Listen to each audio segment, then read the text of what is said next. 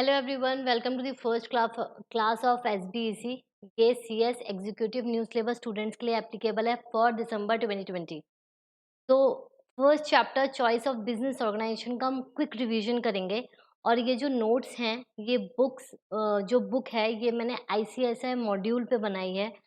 पूरी वहाँ से बेस्ड है, एक एक टॉपिक मैंने कवर किया है और इसका मैं डिस्क्रिप्शन में आपको लिंक प्रोवाइड कर दूंगी, तो आप वहाँ से डाउनलोड कर लीजिएगा। तो no worry, just listen carefully, आपका फटाफट रिवीजन हो जाएगा। तो चॉइस ऑफ बिजनेस ऑर्गेनाइजेशन, सबसे पहले हर किसी चैप्टर को पढ़ने से पहले you should know the blueprint और the outline of the chapter. एक माइंड में क्लैरिटी होनी बहुत ज़रूरी है कि हम कौन-कौन से टॉपिक्स पढ़ने वाले हैं, कौन-कौन से टॉपिक इसमें कवर होंगे। तो चॉइस ऑफ बिज़नेस ऑर्गेनाइजेशन में जो है choice of business organisation, second factors governing the decisions for suitable form of organisation, that's it, and then self test questions. तो फर्स्ट क्या है, सबसे पहले हम ये जानेंगे कि चॉइस ऑफ बिज़नेस ऑर्गेनाइजेशन होती क्या है। सेकंड हम ये देखेंगे कि फैक्टर्स, जब हम डिसाइड करते हैं कि हमें पर्टिकुलरली ये फॉर्म ऑफ ऑर्गेनाइजेशन देखनी है, तो उसके फैक्टर्स जो हैं वो कौन से डिपेंड करते हैं। Okay, so choice of business organisation क्या है? देखो, बिजनेस ऑर्गेनाइजेशन, उसकी चॉइस मतलब हमारे पास वेरियस ऑल्टरनेटिव्स हैं, उसमें से हमें एक चूज करना है depending upon the various factors जो हम आगे पढ़ेंगे। First is sole proprietorship. ये एक बिजनेस एंटिटी है। सोल प्रोप्राइटरशिप से हम क्या समझते हैं? सोल प्रोप्राइटरशिप से हम ये समझते हैं कि उसमें एक बंदा है, खुद है, एक सोल अकेला है जो प्रोप्राइटर है और अपने बिजनेस को रन कर रहा है। पार्टनरशिप क्या होती है? पार्टनरशिप टू और मोर पार्टनर्स कॉन्स्टिट्यूट अ फर्म, जो कि पार्टनरशिप एक्ट 1932 से गवर्न होती है। फिर हिंदू अनडिवाइडेड फैमिली कौन सी होती है? जो एक फैमिली लीगेसी होती है और पूरी फैमिली से चल रही होती है। जो उसका हेड होता है उसको हम क्या बोलते हैं? कर्ता। और जो भी उसके फैमिली मेंबर्स होते हैं वो उसके, जैसे एक छोटा बच्चा है, उसने बर्थ लिया, वो भी उसका ऑटोमेटिकली क्या बन जाएगा? मेंबर बन जाएगा। Limited, LLP act 2008। LLP है लिमिटेड लायबिलिटी पार्टनरशिप। ये इसमें LLP में और पार्टनरशिप में एक स्लाइटली डिफरेंस है जो उसके वर्ड से ही डिफाइन होता है। लिमिटेड, इसकी जो लायबिलिटी है LLP की, वो लिमिटेड होती है और इसमें अनलिमिटेड होती है। सेकंड, ब्रांच ऑफिस, अगर आप फॉरेन बिजनेस कर रहे हो, उसका ब्रांच ऑफिस आपने इंडिया में खोला हुआ है। कंपनी कंपनी भी हम देखेंगे कि टाइप्स ऑफ कंपनी कौन सी होती है। फिर कोऑपरेटिव सोसाइटी जो होती है, जो वॉलंटरी एसोसिएशन होती है for the welfare of the society. Now next, types of companies. देखो, पर्टिकुलरली इस चैप्टर में एज सच पढ़ने वाला मैं आपको बताऊंगी कितना पढ़ना है कितना नहीं पढ़ना है। मेन चीज है कि आपको कॉन्सेप्ट पता होना चाहिए, क्योंकि स्टार्टिंग में ये चैप्टर उसी पर्पस से इंट्रोड्यूस करा गया है मॉड्यूल में। तो स्टैट्यूटरी कंपनीज कुछ होती हैं जो एक पर्टिकुलर किसी रॉयल चीज को डिपिक्ट करती हैं। देन सब्सिडरी कंपनीज, आपको पता होगा subsidiaries company wholly owned subsidiaries होती हैं लाइबिलिटी। तो सबसे पहले टाइप ऑफ कंपनी, आप टाइप ऑफ कंपनी पढ़ते हो, उसमें आपकी हमें जो पढ़नी है रजिस्टर्ड कंपनी पढ़नी है, जो companies act, registered companies as per companies act 2013। अब इसमें कौन कौन सी कंपनीज होती हैं? एक होती है आपकी पब्लिक कंपनी, एक होती है आपकी प्राइवेट कंपनी, और भी होती हैं, ओपीसी होती है, इंश्योरेंस कंपनी, सॉरी इंश्योरेंस नहीं, सॉरी, ओपीसी होती है, स्मॉल कंपनी होती है, सेक्शन 8 कंपनी होती है। बट मैं आपको ब्रॉड बेसिस से बता रही हूँ, एक पब्लिक कंपनी होती है, एक प्राइवेट कंपनी होती है। अब इसमें बाइफरकेशन क्या होते हैं कि जो उनकी लायबिलिटी है वो आपकी लिमिटेड लायबिलिटी है या अनलिमिटेड है, या फिर बाय गारंटी। अगर लिमिटेड है तो गारंटी है, या फिर लिमिटेड बाय गारंटी और लिमिटेड बाय शेयर्स है। तो गारंटी का क्या मतलब होता है? Limited by guarantee. अगर गारंटी है तो जो भी आपके एमओए में लिखा होगा एक अमाउंट, से फॉर एग्जांपल 500, आपको आपकी लायबिलिटी सिर्फ to the extent of that 500 rupees है, नथिंग एल्स। आपको और कुछ पे नहीं करना है। अगर आप बात करते हो लिमिटेड बाय शेयर्स, तो लिमिटेड बाय शेयर्स का मतलब होता है कि जितनी आपने, फॉर एग्जांपल एक शेयर खरीदा आपने, वो आपने 100 रुपीज़ का खरीदा, आपने उसके 50 रुपीज़ पे कर दिए, 50 रुपीज़ आपने पे नहीं करे, तो जो 50 रुपीज़ हैं जो बकाया है, जो इंस्टॉलमेंट है, जो आपने पे नहीं करी है, उतनी आपकी लायबिलिटी बनती है, दैट्स इट। तो लिमिटेड बाय गारंटी और लिमिटेड बाय शेयर्स और अनलिमिटेड में कोई नहीं है, आपका घर-बार सब कुछ जा सकता है, अगर कंपनी अनलिमिटेड है तो।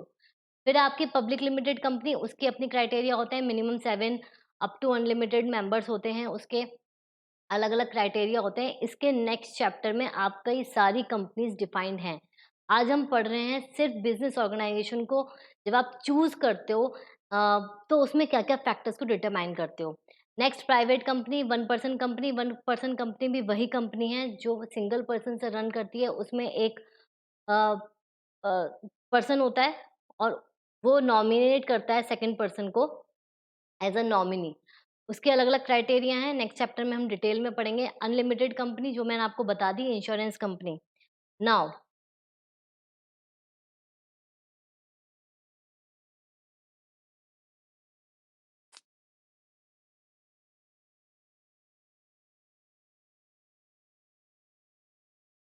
नाउ नेक्स्ट फैक्टर्स स्टार्ट होते हैं, factors governing the decisions for suitable business organisation. देखो इसको पढ़ने से पहले दिमाग में एक चीज़ रखो, अपने आप को लेके चलो एज़ एन एग्ज़ाम्पल आप हो, आपको अपनी बिज़नेस स्टार्ट करना है, तो सबसे पहले आप क्या-क्या फैक्टर्स देखोगे? सबसे पहले आप देखोगे नेचर ऑफ बिज़नेस, ये नेचर ऑफ बिज़नेस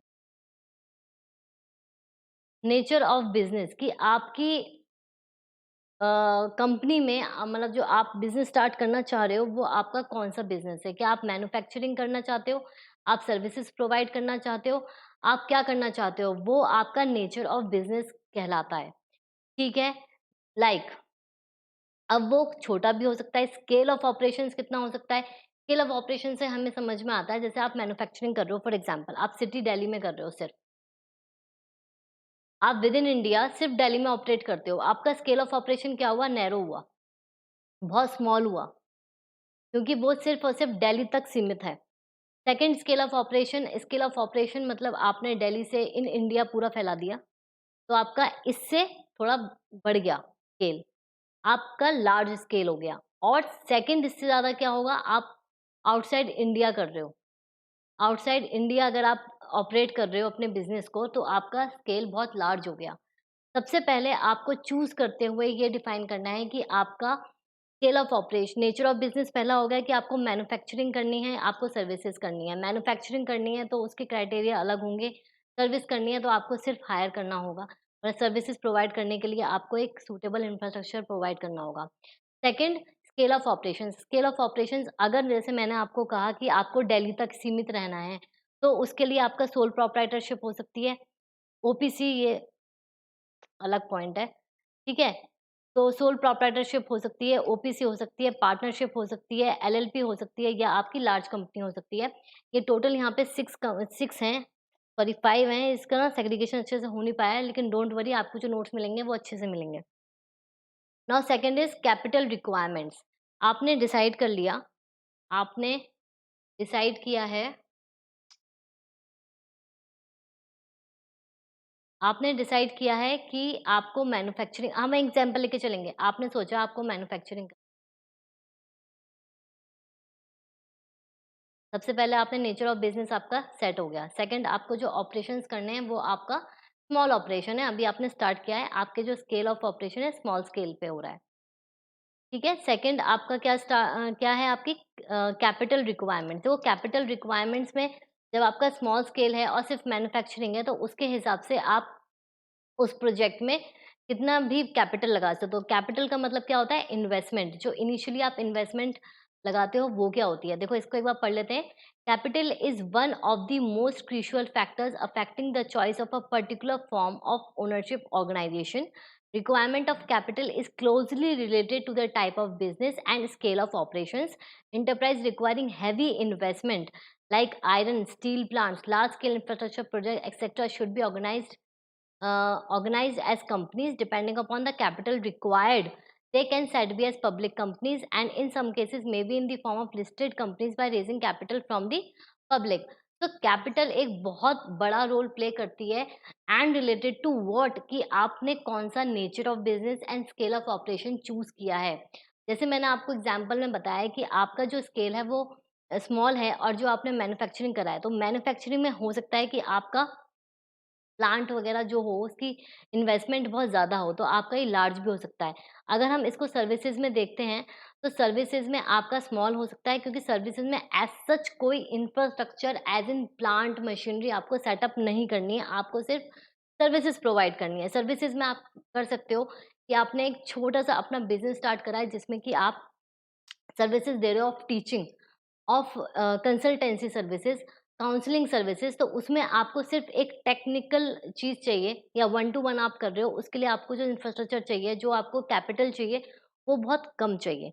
तो depending upon the capital required they can be set as public companies. अब जैसे आपका मैन्युफैक्चरिंग है, आपने सोल प्रोप्राइटरशिप करा डिसाइड, तो आपका जो इन्वेस्टमेंट होगी कम होगी। अगर आप प्राइवेट कंपनी करते हो तो थोड़ी ज़्यादा हो सकती है, और अगर आपने पब्लिक लिमिटेड करी तो फिर उसमें हो सकता है कि आपके पास इतना पैसा भी ना हो और आपको थोड़ा पैसा, जो थोड़ी-सी कैपिटल है, वो आपको रेज़ करनी पड़े थ्रू पब्लिक, ठीक है? थ्रू स्टॉक एक्सचेंजेस आपको शेयर्स देने पड़े। Now second is managerial ability. Managerial ability, आपने सर्विसेज़ प्रोवाइड करने का सोचा, फॉर एग्ज़ाम्पल आपको कंसल्टेंसी देनी है किसी के रिगार्डिंग। आपने ये सोचा, आपने जो आपका स्केल है, वो आपका स्मॉल स्केल है। देन थर्ड, आपकी जो कैपिटल है, वो भी आपकी स्मॉल कैपिटल हम कह सकते हैं, या हाँ, स्मॉल ही लिख देते हैं। स्मॉल अमाउंट ऑफ कैपिटल आपकी में इनबिल्ट है। अब मैनेजरियल एबिलिटी आपकी, आपको क्या लगता है कि मैनेजरियल एबिलिटी क्या होगी? मैनेजरियल एबिलिटी जो होगी वो भी कम ही होगी, क्योंकि आप सोल प्रोप्राइटरशिप आपने देखा है। सोल प्रोप्राइटरशिप, अगर आप स्टार्टिंग में एक सोल प्रोप्राइटरशिप ही होती है हर एक चीज़, धीरे-धीरे एक्सपेंड होती है।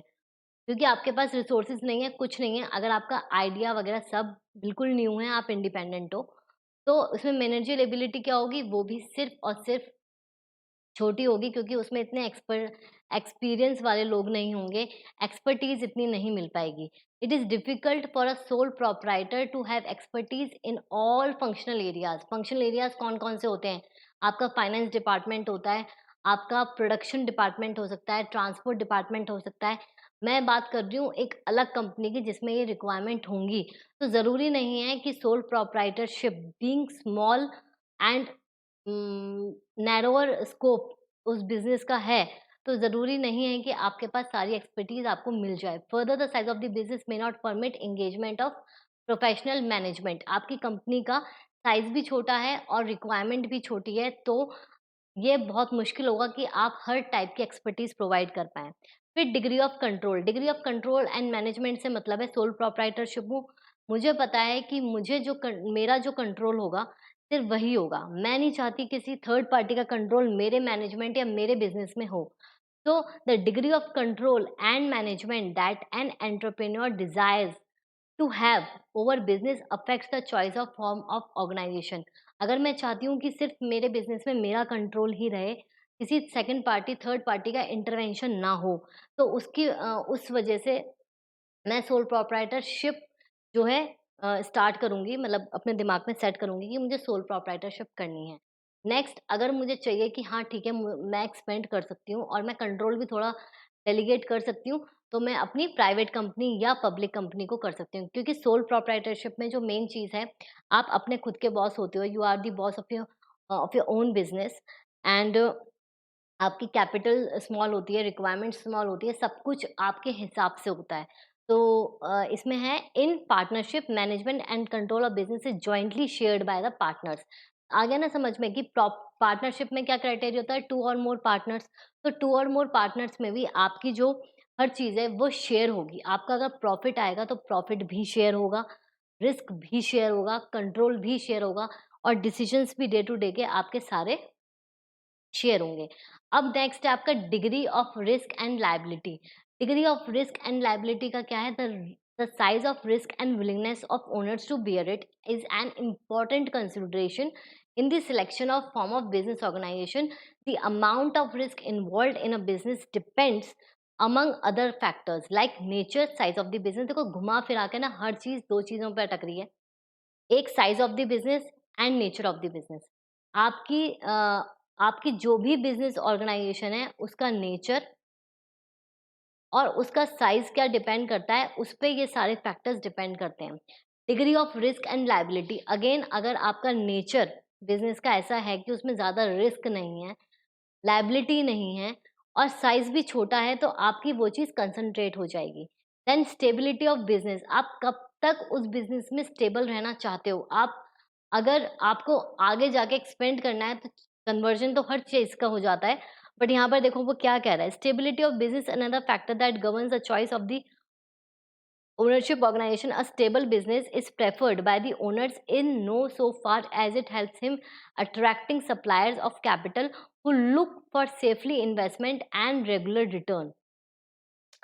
From this point view, sole proprietorship are not stable, although no time limit is placed on them on law. वो क्या कहना चाह रहा है कि जब हम सप्लायर से डील करते हैं, सब कुछ करते हैं, तो जो हमारी हमें क्या चाहिए, हमें रेगुलर रिटर्न चाहिए। सप्लायर से हम डील कर रहे हैं तो सप्लायर क्या सोचेगा कि भाई हम मुझे डेली बेसिस पे जो भी मैं अपने सप्लाई कर रहा हूँ उसका मुझे अमाउंट मिलता चला जाए। तो स्टेबिलिटी में क्या है, stability preferred by the owners in so far as it helps him attracting suppliers of capital who look for safely investment. वो क्या सोचेंगे कि उनको रेगुलर रिटर्न मिले और सेफली वो इन्वेस्ट कर सकें। तो उस पॉइंट ऑफ व्यू से the manager who look for security and also helps in this. So from this point of view, sole proprietorship are not stable, although no time limit is placed on them by law. Stable इसलिए नहीं है क्योंकि जो suppliers हैं वो यही confuse करेंगे कि छोटे स्केल पे भरोसा नहीं होता किसी भी चीज का। अब है flexibility of administration. The flexibility of administration is closely related to the internal organisation of the business, that is the manner in which organizational activities are structured into departments, sections and the units with a clear definition of authority and responsibility. तो flexibility administration का मतलब क्या होगा कि internal जो आपके organisation की activities चल रही हैं जो वो डिवाइड होती हैं। फॉर एग्जांपल आपका प्रोडक्शन डिपार्टमेंट है, आपका फाइनेंस डिपार्टमेंट है, आपका मैन्युफैक्चरिंग डिपार्टमेंट है और से एग्जांपल आपका सेल डिपार्टमेंट है। ये सारी चीज़ें जो होती हैं वो कैसे कोऑर्डिनेट होती हैं एक साथ के साथ, कितनी फ्लेक्सिबिलिटी है, वो सारा फ्लेक्सिबिलिटी एडमिनिस्ट्रेशन में आएगा। कि आप जब भी चूज़ करोगे आप ये देखोगे कि हाँ, मैं हर काम को अच्छी तरीके से एडमिनिस्टर कर पा रहा हूँ। फिर division of profit. Profit is a guiding force of private business and as a tremendous influence on the selection of a particular form of business. Obviously division of profit, जब भी आप एक कोई चूज करोगे चीज फॉर्म ऑफ बिजनेस ऑर्गेनाइजेशन में, आप क्या देखोगे, आप सबसे पहले ये देखोगे कि डिवीजन उसका प्रॉफिट का कैसा है और कितनी उसकी रेगुलर रिटर्न है। The entrepreneur desiring the to pocket all the profits of the business naturally prefers sole proprietorship. इसके लिए टोटली सोल प्रोप्राइटरशिप इम्पॉर्टेंट है क्योंकि जब वो खुद ही कंट्रोल कर रहा है सारा बिजनेस का, सारा ए टू जेड वो देख रहा है, तो उसका सारा प्रॉफिट भी होगा। जब उसका रिस्क और लाइबिलिटी सब उसका है तो प्रॉफिट भी होगा। तो ये एक इसमें प्लस पॉइंट हो जाता है, लेकिन डिपेंडिंग अपॉन द कंडीशन। फिर cost procedure and government regulation, ये भी आपका this is the important factor that should be taken into account while choosing a particular form of organization. Different forms of organization involve different procedure for establishment and are governed by different laws which affect the immediate and long-term functioning of a business enterprise. From this point of view, sole proprietorship are the easiest and cheapest to get started. क्योंकि cost नहीं होती उसमें कुछ। जैसे मैंने आपको बताया कि आप सर्विसेज़ दे रहे हो, आपको इंफ्रास्ट्रक्चर कितना चाहिए, या सोल प्रोप्राइटरशिप में आप से फॉर एग्ज़ाम्पल कुछ बनाकर भी बेच रहे हो। आजकल क्या होता है मैन्युफैक्चरिंग में अगर हम बात करते हैं, तो हैंडमेड स्टफ़ बहुत बनता है। हैंडमेड स्टफ़ आप बनाकर सेल करो, इंस्टा पे सेल करो, किसी पे भी च सेल करो। एक तरीके से क्या है, ये अपना सोल प्रोप्राइटरशिप बिज़नेस है। सेकंड, आप बिना इंफ्रास्ट्रक्चर के कर रहे हो, आप घर से फटाफट बना के भेज रहे हो। तो सोल प्रोप्राइटरशिप में क्या होती है, आपकी कॉस्ट, आपका प्रोसीजर एंड गवर्नमेंट रेगुलेशंस बहुत ईज़ी गोइंग होती हैं, ओके? तो उस हिसाब से sole proprietorship is perfect. Now most important thing is tax implication. देखो टैक्स इम्प्लीकेशंस 2 चीज़ होती हैं। 2 चीज़ों में मैं आपको बताऊँगी। एक तो ऑब्वियसली सोल प्रोप्राइटरशिप और एक बड़ी companies like public companies and all. जो हम टैक्स देते हैं वो किस पे देते हैं हम? प्रॉफ़िट पे देते हैं। ऑब्वियसली सोल प्रोप्राइटरशिप का जो प्रॉफ़िट होगा, उसमें एक्सपेंसेस भी उसके हिसाब से कम होंगे, तो यहाँ पे आपकी टैक्स जो होगा आपका कम होगा। एक्सपेंसेस क्या होंगे? देखो tax implications plays an important factor in smaller entities such as sole proprietorship, partnership. Tax liability is dependent on the extent of profits. However, the liability of the owner is unlimited. यहाँ उल्टा होता है.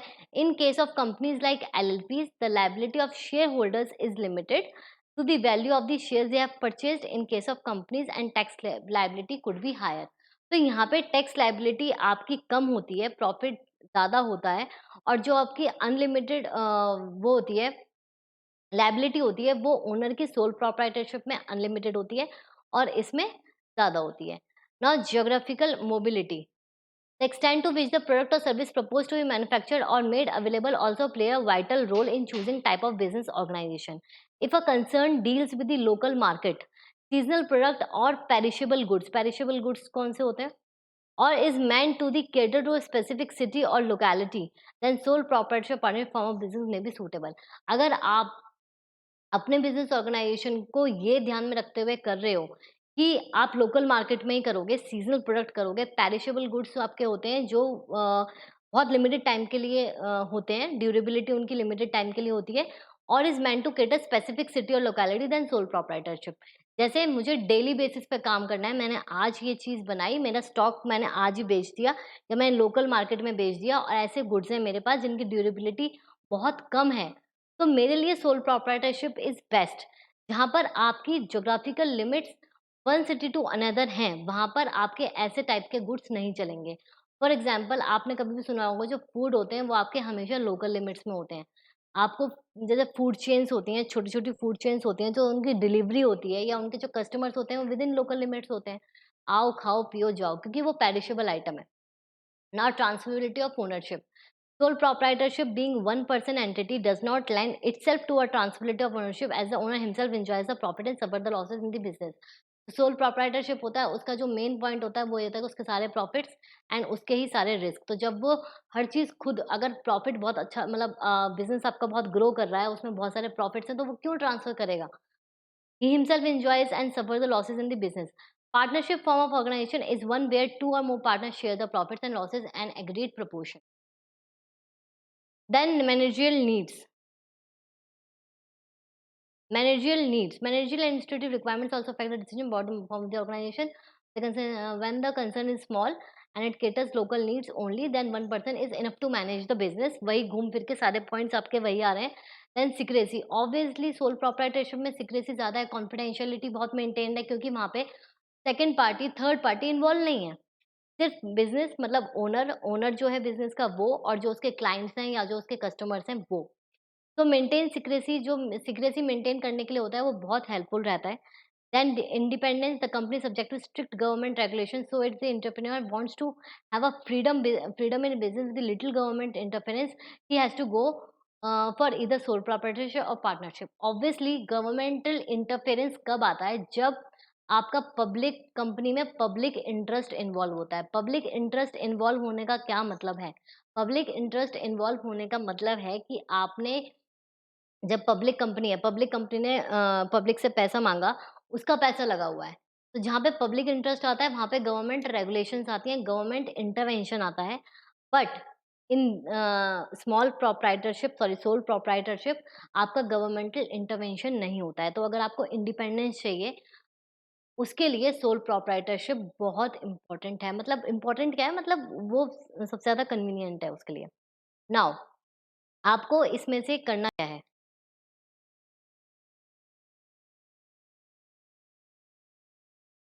देखो, सबसे पहले choice of business organisation आप क्यों करते हो? It refers to necessary arrangement required to conduct a business in a optimum manner. आप क्यों करते हो चूज़ कि आपका जो बिज़नेस है वो कंडक्ट हो सके in optimised manner in a best suitable manner. Now next is types of entities and all. या आपको वैसे भी पता चल जाएगा जब आप पूरा कोर्स करके जाओगे, तो इसमें अभी इस चैप्टर में पढ़ने की ज़रूरत नहीं है क्योंकि इसका सेपरेट चैप्टर है। नाउ आपको फैक्टर्स बताने हैं। ये क्वेश्चन एक आ सकता है 5 मार्क्स का या 4 मार्क्स का। मैंने आपको सब्जेक्ट पैटर्न पूरा से एक्सप्लेन किया हुआ है मेरी प्रीवियस वीडियोस में, आप जाके देखोगे। एसबीईसी का पूरा एक क्वेश्चन पेपर डिटेल्ड एनालिसिस करा हुआ है। एंड सेकंड, आपका पेपर फॉर्मेट क्या है, कितने क्वेश्चंस आते हैं, क्या ऑप्शंस हैं, क्या नहीं है, एक पूरी पर्टिकुलर वीडियो मैंने इसके डेडिकेट की हुई है। सो आप वहां से अपना कंफ्यूजन दूर कर सकते हो। सेकंड, अगर आपके पास क्वेश्चन आता है कि factors governing the decisions for the suitable form of organisation, what you have to do, you have to just concentrate on the headings.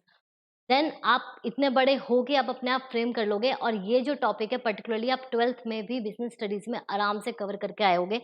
तो और जो भी मैंने आपको एक्सप्लेन किया, अगर आप वो भी अच्छी तरीके से सुन लोगे तो आप अपने आप फ्रेम कर लोगे।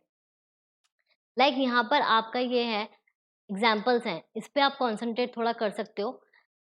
आपको क्वेश्चन ये अगर आता है कि फैक्टर्स बताओ governing the decisions for the suitable form of organisation, आपको करना क्या है, आपको सिर्फ और सिर्फ हेडिंग्स याद करनी है। Headings like scale of operations, nature of business, scales of operations, capital requirement, manager ability वगैरह वगैरह वगैरह। कोशिश करो कि एटलीस्ट आपको 8 याद हो। ये मेरे ख्याल से 14 है टोटल, लेकिन 8 या 9 तो आपको करके जाने ही जाने हैं, जो भी आपको इजीली याद हो रहे हैं। प्लस उनके एग्जाम्पल्स, एग्जाम्पल्स मस्ट हैं, एग्जाम्पल्स भी कोट करना। और अगर आपका 5 मार्क्स का आता है, अगर आप 5 पॉइंट्स भी लिखते हो ना तो सफिशिएंट है। थोड़ा-सा एलैबोरेट कर दो, 2 लाइन का उसको थोड़ा एक्सप्लेन कर दो, देन आप उसमें ये एग्ज़ाम्पल्स कोट कर दो, sufficient enough 5 out of 5। But सिर्फ़ और सिर्फ़ टॉपिक लिखकर मत छोड़ देना कि स्केल ऑफ ऑपरेशन छोड़ दिया और हो गया, नहीं। एक्सप्लेन करना है, तो 2 लाइन की एक्सप्लेनेशन दे दो कि स्केल ऑफ ऑपरेशन से हम क्या डिपिक्ट करते हैं, देन आप एग्ज़ाम्पल कोट कर दो, आपका आंसर डन है। और 8 मैं आपको याद करने के लिए इसलिए कह रही हूँ क्योंकि जब आप एग्ज़ाम में होते हो, तो चांसेस होते हैं कि आपको जो आपने 5 याद करे हुए हैं, आपको वो याद ना आएँ ऑन दैट पर्टिकुलर टाइम। तो आप 8 याद रखो कि उसमें से डेफ़िनिटली आपको 6 तो हो जाएँ, और अल्टीमेटली कन्फ्यूज़न भी हो जाता है, याद करते हो मतलब लिखते हुए ना कि आपको ये वाला पॉइंट अच्छे से नहीं आ रहा, तो बेस्ट है कि 8 याद रखो, 14 है, 14 से 8 आप आराम से याद कर सकते हो। तो ये आपका पूरा चैप्टर था चॉइस ऑफ बिज़नेस ऑर्गेनाइज़ेशन। ये जो नोट्स मैंने प्रिपेयर किए हैं, ये आईसीएसआई मॉड्यूल से प्रिपेयर किए हुए हैं, उसके ऊपर बेस्ड हैं। तो ये प्लस पॉइंट है कि आपकी कोई चीज़ छूटेगी नहीं। प्लस हाँ, इसमें मेन इम्पोर्टेंट जो है, इम्पोर्टेंट चीज़ है, वो आपके यहाँ पे क्वेश्चन्स हैं। ये मॉड्यूल के ही क्वेश्चंस हैं, तो प्लीज़ आप एक बार इसको गो थ्रू करोगे, क्योंकि क्या होता है ना, कभी-कभी एग्ज़ाम्स में जो इंस्टीट्यूट है ना, वो अपनी ही बुक से दे देता है, मतलब उसका कोई ऐसा पैटर्न नहीं है। तो मैं आपको बोलूँगी कि आप मॉड्यूल भी मत देखो, क्योंकि मॉड्यूल के ही क्वेश्चन मैंने इसमें डाले हुए हैं। व्हाट फर्स्ट क्वेश्चन क्या है? What are the factors which govern the choice of a business organisation? तो मैंने आपको बताए हैं सारे। सारे फैक्टर्स जो 14 फैक्टर्स हैं, उसमें से आप कोई भी बेस्ट याद कर लेना।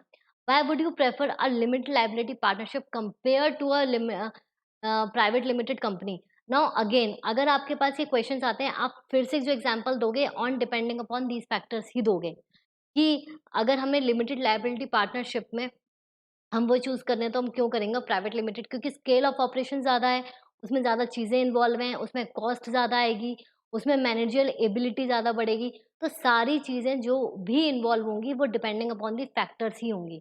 Now distinguish between the sole proprietorship and partnership. ये जो क्वेश्चन है, ये पर्टिकुलरली है तो इसी में, बट अगर नहीं लिखा है ना, तो आप जब आगे बढ़ोगे कि सोल प्रोप्राइटरशिप क्या है, पार्टनरशिप क्या है, तो आप अलग तरीके से भी लिख सकते हो। Now, in which form of business organization the owner is personally liable for all the debts of the business? आप आराम से बता सकते हो किस फॉर्म में है कि जितने भी सारे उसके अनलिमिटेड लाइबिलिटी किसकी होती है, सोल प्रोप्राइटरशिप की होती है। ऑर्गेनाइजेशन में वो पर्सनली लाइबल है हर चीज के लिए। What are the advantages of partnership compare to the private limited company? Again वो क्वेश्चन आई थिंक रिपीट हुआ है, नहीं रिपीट नहीं हुआ है, पहले सोल वो था। तो आप ये भी लिख सकते हो। और घबराओ मत, अभी तो आगे पूरा इसका एक-एक टॉपिक का इतना एनालिसिस है, इतनी इन डीप नॉलेज है कि आप आराम से ये क्वेश्चंस कर दोगे। Why would you prefer one person company compare to sole proprietorship? Again वही चीज़। तो आप हर चीज़ उस पॉइंट ऑफ व्यू से कर सकते हो। इस चैप्टर में हार्डली वैसे कुछ नहीं है, थोड़ा बोरिंग ज़रूर है क्योंकि इसमें रिपीटेड चीज़ें हैं। बट इसमें सिर्फ आपको एक ही क्वेश्चन आएगा आएगा तो फैक्टर्स गवर्निंग वगैरह वाला डिसीजन वाला, उसमें से बेस्ट 8 कर लो, खत्म बात। Okay, so will meet you in next class. Next class में एसबीईसी की मैं जो फर्स्ट चैप्टर है उसके 2 पार्ट्स हैं आई थिंक, या 3 पार्ट्स में मैं आपको आपके लिए अपलोड करूँगी। वो इसलिए मैंने पार्ट्स में डिवाइड करा है क्योंकि देखो मैराथन जो होती है ना, जो एक साथ होता है, वो बहुत हेक्टिक हो जाता है और अल्टीमेटली बच्चा नहीं देखता, नहीं रिवाइज़ करता है। तो मेरा पर्पस ये है कि आप एक टॉपिक एक टाइम पे देखो, चाहे उसमें आप 2x में चलाओ, चाहे कैसे भी, बट आप एक टाइम पे आपको कॉन्फिडेंस आ जाए कि हाँ, मेरा एक चैप्टर का रिवीजन हो गया। तो मैं जितनी भी क्लासेस हैं, वो बिट्स एंड पीसेस में डालूँगी ताकि आपको थोड़ा-थोड़ा कॉन्फिडेंस बिल्ड होता रहे। इसके जो पर्टिकुलर नोट्स हैं, वो लिंक डिस्क्रिप्शन में मैं डाल दूँगी, आप वहाँ से डाउनलोड कर सकते हो। तो एंड इसके साथ-साथ एक अनाउंसमेंट और, मैं कंपनी लॉ की भी क्लासेस डाल रही हूँ, उसके भी नोट्स मैंने आईसीएसआई मॉड्यूल से ही बनाए हैं और डिस्क्रिप्शन में उसका लिंक दे दूँगी। तो आपके side by side he classes चलेंगी, अल्टरनेटिव डेज़ में अपलोड करूँगी। So thank you very much and just practice, practice, practice, सब हो जाएगा, अभी बहुत टाइम है। बस जो मैंने आपको बताया वही पढ़ना है क्योंकि ऐसे-ऐसे मॉड्यूल से मैंने बनाया हुआ है, ठीक है? तो thank you so much, will meet you in next